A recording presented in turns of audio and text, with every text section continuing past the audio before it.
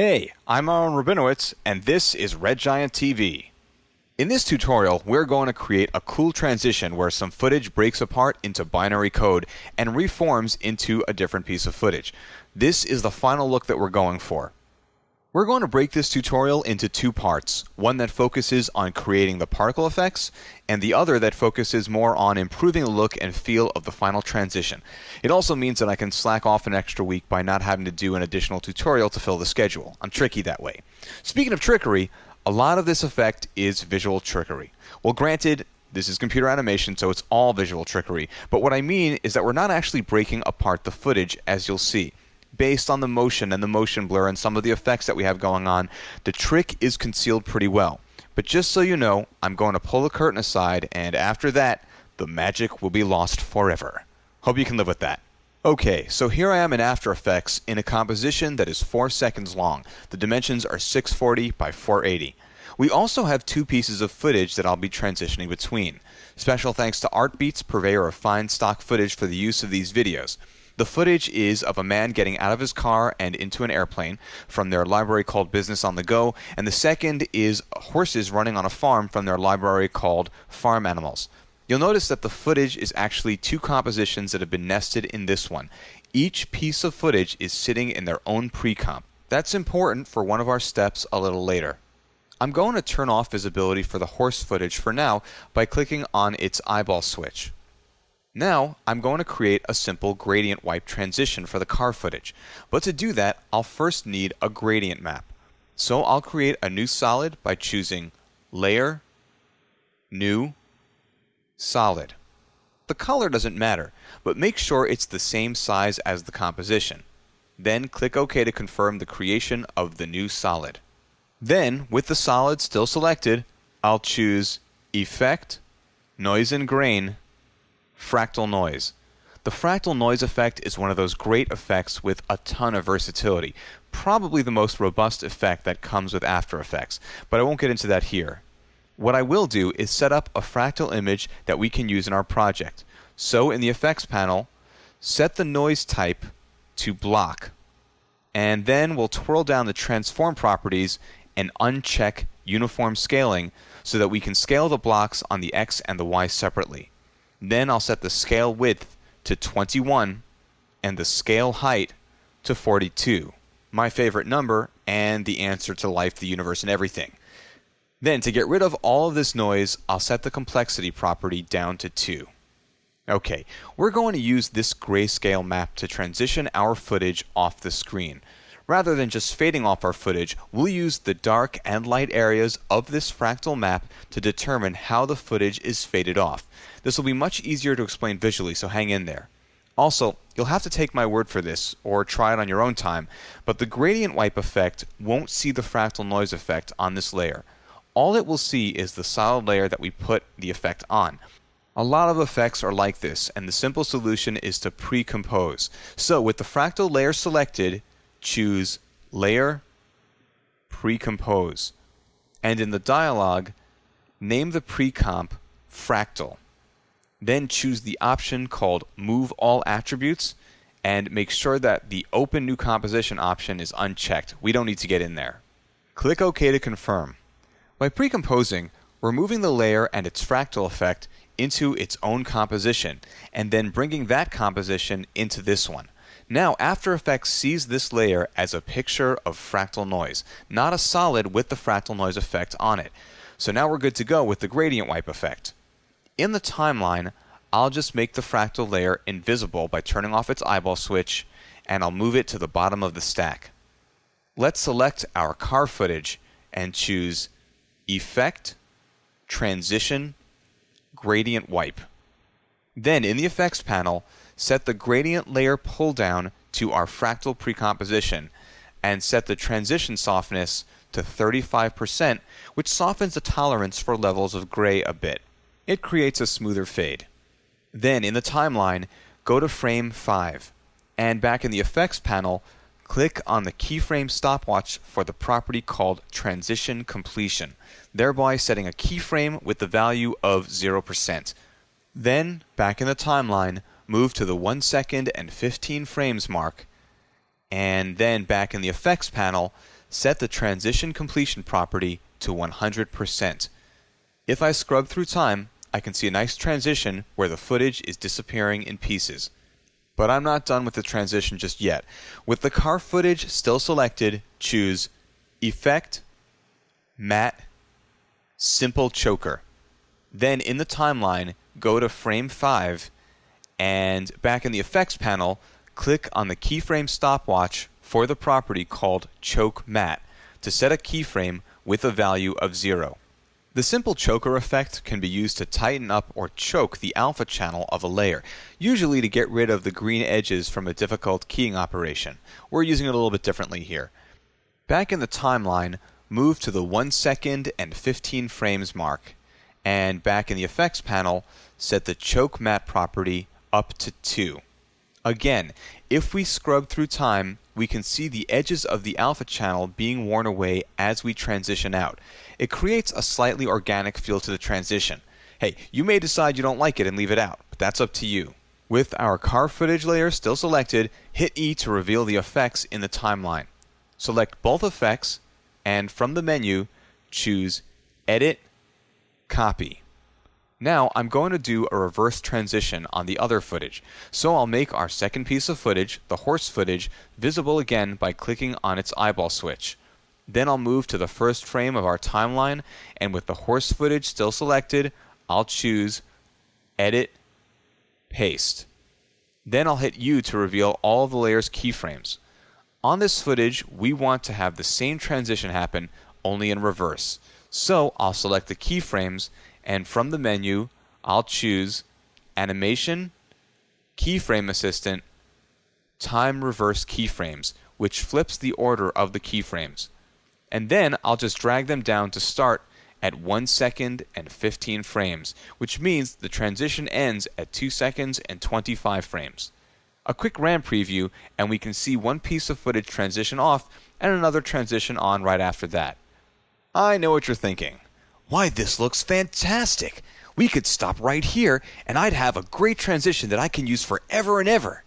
But if you want to actually get paid, or maybe just not fired for showing that to a client, we should probably continue on. So let's do that. Okay, the next step is to do a 3D camera animation. So let's make both pieces of footage 3D by clicking on their 3D layer switch here in the timeline.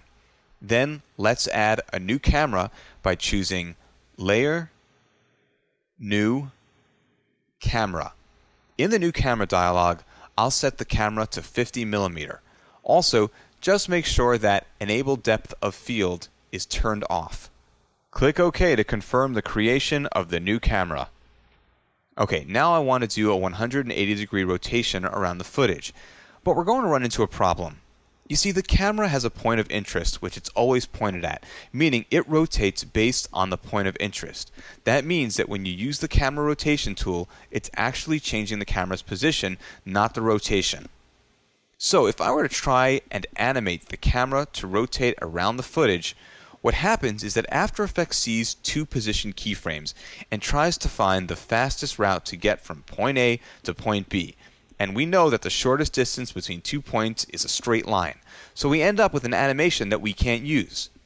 So instead of trying it that way, let's instead add a null object into the scene by choosing Layer, New, Null Object. Then I'll make the null a 3D layer. Now, the null will be placed at the center of the After Effects 3D universe, which is also the same exact place as our camera's point of interest, unless you've moved it for some reason.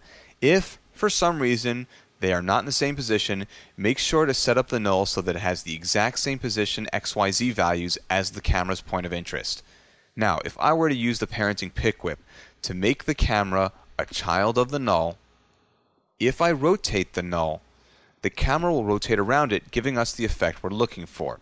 So I'll select the null, and if it's not already showing, I'll hit R to reveal the rotation property. Then, at the 15 frame mark, I'll set a keyframe for the Y rotation with a value of 0. Then I'll move down to 2 seconds and 15 frames, and I'll set the rotation Y value to 180. Also, I'll select both keyframes, and then I'll choose Animation, Keyframe Assistant, easy ease, which creates an easing in and out of the animation. Finally, if you haven't noticed, our horse footage is now reversed due to the camera rotation. So I'm going to jump into the pre-composition containing the footage, and in that composition, I'll select it, and then I'll hit S to reveal the scale property.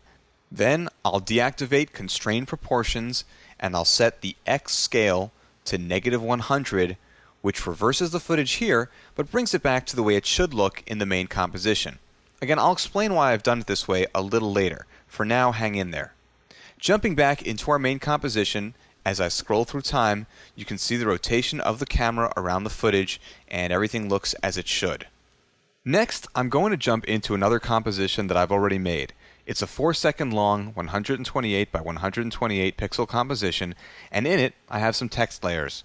For the first half of the time, the composition shows the number 1, and for the second half, it shows the number 0. I'll quickly select my number 1 layer and choose Effect, Stylize, Glow. And then in the Effects panel, I'll set the glow radius to 15.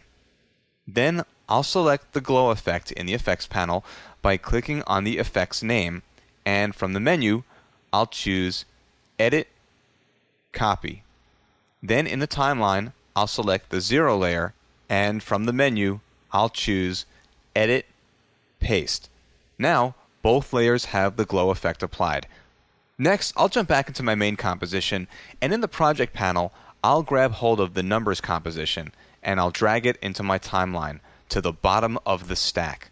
Then I'll turn off its eyeball switch to make it invisible. We're going to use the numbers composition as the source for the shape of our particles, and it doesn't need to be visible for that. Alright, it's been pretty cut and dry until here, but now things get exciting. Let's create a new solid by choosing Layer, New, Solid. And in the dialog, let's name it Particles 1.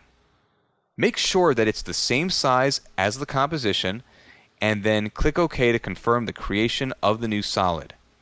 Then, in the timeline, use the solid layer's solo switch to solo the layer. Next, let's add Red Giant's Trapcode Form effect. With the solid layer selected, choose Effect, Trapcode Form. And if you don't have Form, hey, don't worry. You can download a free trial version from the download section here at the Red Giant software website. That way you can follow along. Okay, some information about Trapcode Form for those who are new to it. If you're doing any particle animation, you've probably heard of Trapcode Particular, Red Giant's 3D particle effects plugin for After Effects. If you want to do advanced particle work in AE, Particular is a must-have. Normally, particle generators, including Particular, create particles that are born, live, and die. But Trapcode Form is a particle system of a different nature. No, it's not like you and me. While it uses similar technology to Particular, it does it in a very different way. Just like in Particular, the look of the particles is extremely flexible, but rather than generating temporary particles, Form creates a grid of particles that live forever. In addition to particles being laid out on a flat grid, you can also have multiple particle layers for creating real depth, and the particles can also be laid out in a sphere or even as strings. And the animation can be looped or even driven by audio, which means you can use Form to create some really awesome motion graphics and effects. Now, while Trapcode Form is great at creating abstract imagery, it has many other uses as well. We're going to create something a little less abstract. Right now, we have a multi-layered particle grid in the comp window, but we're going to change this a lot. So with our Particles 1 layer still selected, let's get into the Effects panel and twirl down the Base Form property area. Set the base form size X to 640, the base form size Y to 480, and the base form size Z to 0. This makes the dimensions of our particle grid the exact same dimensions as our footage. Next, set particles in X to 56, and the particles in Y to 19, and the particles in Z to 1. What we've just done is set things up so that our particles are laid out in a 56 by 19 grid. If you're not clear on all of this, think of it this way. The particles in X, Y, and Z determine how many particles there are placed in 3D space, while the form size X, Y, and Z determine how far apart these particles are spaced from each other. Okay, so I've set things up this way, and you're probably wondering why I did it with these numbers. Honestly, it would take an applied knowledge of advanced mathematics and particle physics to understand, or maybe a minute or two of patience for it to all come together, so hang in there. In the effects panel, let's close up the base form area and then move into the particle twirl down. Then make the following changes. Change the particle type pull down to custom fill, which means instead of using one of the preset shapes that comes with form, we're going to use something that we've made, but only for the shape. You probably noticed the other two custom options. They offer two different methods for colorizing the particles, but we won't use them here. Next, set the custom properties as follows. Set the layer pull down to our numbers composition, meaning use the numbers as the shape of our particles. Set the time sampling pull down to random still frame, meaning grab a random frame from the numbers composition to use as the particle's shape. This is actually really cool because it means that if you have a different shape for every frame, you could have a wide variety of shapes in this grid. We're keeping it simple though with just two shapes, the 1 and the 0. But just know that you're not limited to that at all. Right now we can't see the numbers because they're so small. So to increase their size, set the size property to 14. Now things are starting to look nice and ordered. Now you understand why I laid out the particle grid this way. But now that things are nice and neat, let's make a mess. What do you say? Set the size random to 50, meaning vary the size between our set value of 14 and up to 50% of that size. So 7, I guess. Also, below that, I'll set the opacity random value to 25. Again, meaning it can vary down up to 25% of the current value for opacity. So in this case, we're at 100% opacity, so that would be a range between 100% and 75% opacity. Next, set the transfer mode to screen to create a slightly less brighter interaction between the particles as they pass in front of each other. You won't see a difference right now, but feel free to play with this property when the project is complete to see how the different blending modes affect the look of things. Let's close up the particle section and move on. Twirl down the layer map section where we can use the footage to control the colors of our particles. Go into the color and alpha section and set the layer property pull down to the car footage.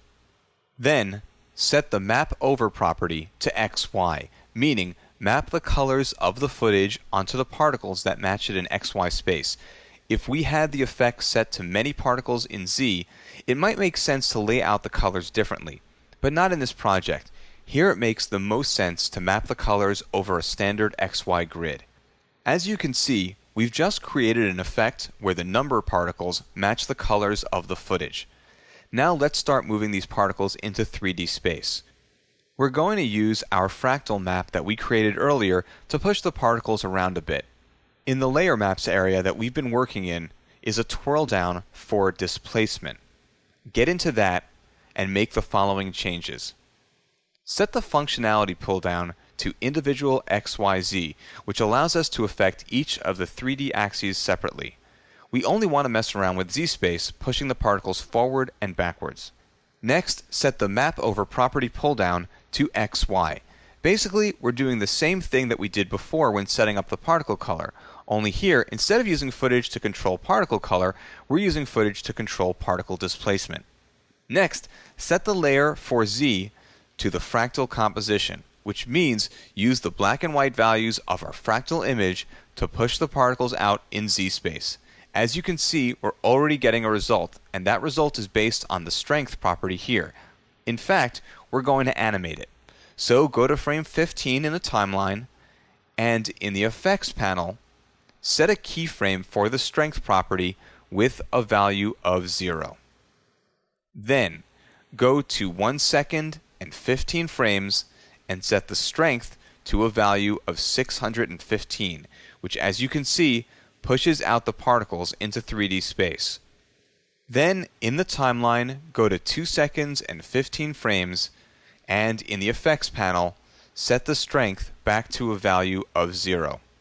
Finally, with the Particles 1 layer still selected, Hit U on the keyboard to reveal all keyframes for the layer, and in the timeline, select all of the strength keyframes and choose Animation, Keyframe Assistant, Easy Ease to ease the displacement animation in and out. A quick RAM preview, and we can see the particles moving apart and then coming back together. We're going to create a duplicate of this animation for our other footage and crossfade between them. So let's set up some opacity animation to hand it off. With the Particles 1 layer selected, hit T to reveal the opacity. Then set the following keyframes. Go to frame 15 and set the opacity to 0. Then click on the opacity property stopwatch to set the first keyframe. Then move 10 frames down in the timeline to frame 25 and set the opacity to 100%. Then move 20 frames down to 115 and use the keyframe checkbox to add another keyframe with an opacity value of 100%. Then move down another 10 frames to 1 second and 25 frames and set the opacity back to 0%. Okay, we're almost done here. With the Particles 1 layer still selected, hit Ctrl D or Command D if you're on a Macintosh, which duplicates our Particle 1 layer. Hit Enter to rename it Particles 2. Then make the following changes. In the Effects panel, go into the Layer Map section under Color and Alpha and change the layer property to our second piece of footage, the horses. Then hit T to reveal the opacity animation keyframes in the timeline.